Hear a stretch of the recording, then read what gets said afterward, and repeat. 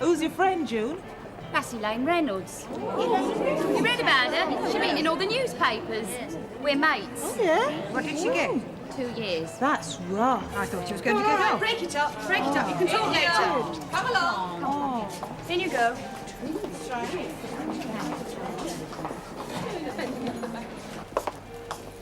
Elaine Reynolds and June Mercer. Evening, miss. Hello, June. Well, I'm surprised to see you back. Well, I tried the straight bit. Got a bit hard up. Posed for some pictures for this old geezer. Then my fella finds out he's selling them, so... Well, we thought we ought to cough up a bit more. Grievous bodily harm. Oh, we only lent on him a little. He was a dirty old git. All right. Well, you'll be in number 2 with Barbara. Barbara? Look, I don't want to share with no chocolate drop. Can't I be with Elaine? We're mates, ain't we? No, Elaine will be in number 16. What, on a Todd? That's nice, isn't it? I didn't know you had friends in high places. You won't need me then. She'll be moving on in a few days. You'll be able to see each other till then. Oh, big deal. Number 2. I'll be along later. Right. Out. I thought you'd rather have a place on your own at first. Give you time to adjust. But if you'd rather share, you must tell me.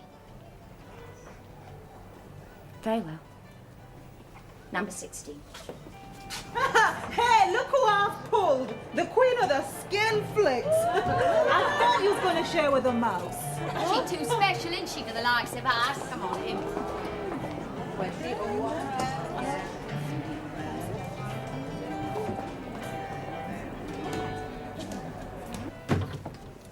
We'd like to give everyone a place on their own. Unfortunately, there just isn't enough room. Now, supper's at 7:30, lock up at 8. But the chaplain will be in to see you before then. The routine here is a little different from remand, and there's a timetable on the wall outside. I shan't assign you to any work until the education officer and the doctor have seen you. But exercise is compulsory. I know it must seem very strange and unbearable at the moment. But remember, I'm here to help you. You can come and talk to me at any time. Well, I expect you'd like to be on your own for a while. I'll look in later.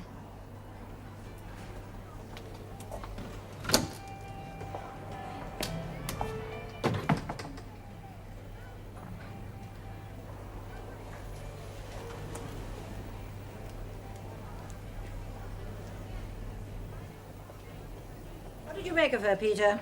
Very quiet, very reserved. Pretty intelligent, I'd say. But as to how she's feeling, it's impossible to tell. She's still in a state of shock. Do you think she really did it?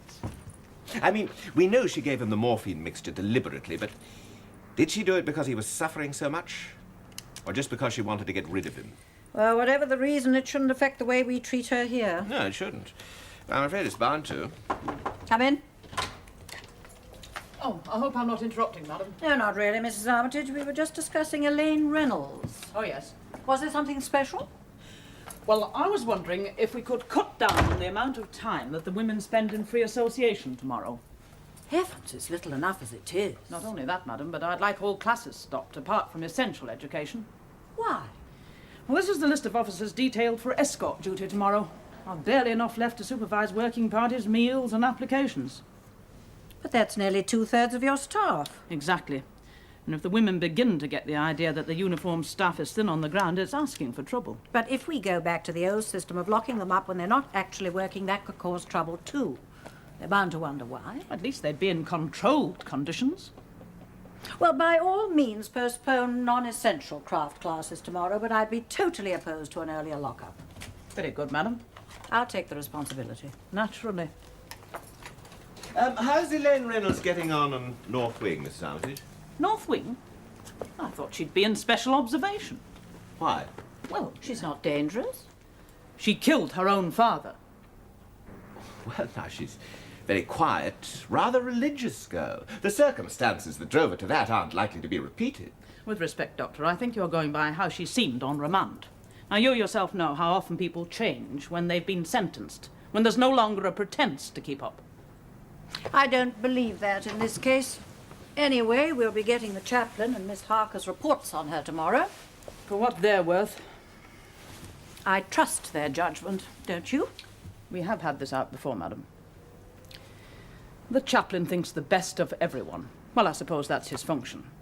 But Miss Harker is the same. She's never learned. Learned what? That some people need to be watched carefully and not given too much freedom before we know they're ready for it. Well, now, I've often agreed with you, Mrs. Armitage, but no. I don't think that Elaine Reynolds needs to be watched. I think she needs sympathy and understanding. Sympathy? In my time in the prison service, I've seen all our attitudes change to criminals, their treatment, punishment. Most of it I've welcomed. But there comes a time when we have to stop and get our priorities right.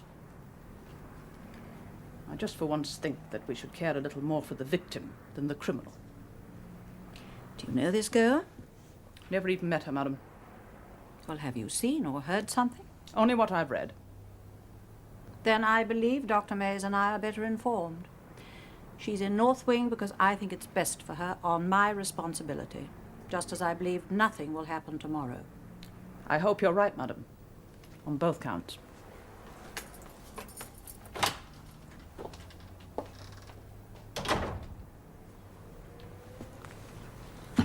When you were in remand, you used to talk to me quite freely. Well, you're still the same person you were 24 hours ago. You didn't ask for approval or vindication. What you did deliberately, accepting what could happen to you. Of course, I know the reality of conviction is hard to accept. One never really believes it'll happen. And when it does, it's a kind of death, beyond which one can see no hope of rebirth, of life continuing with any meaning or value.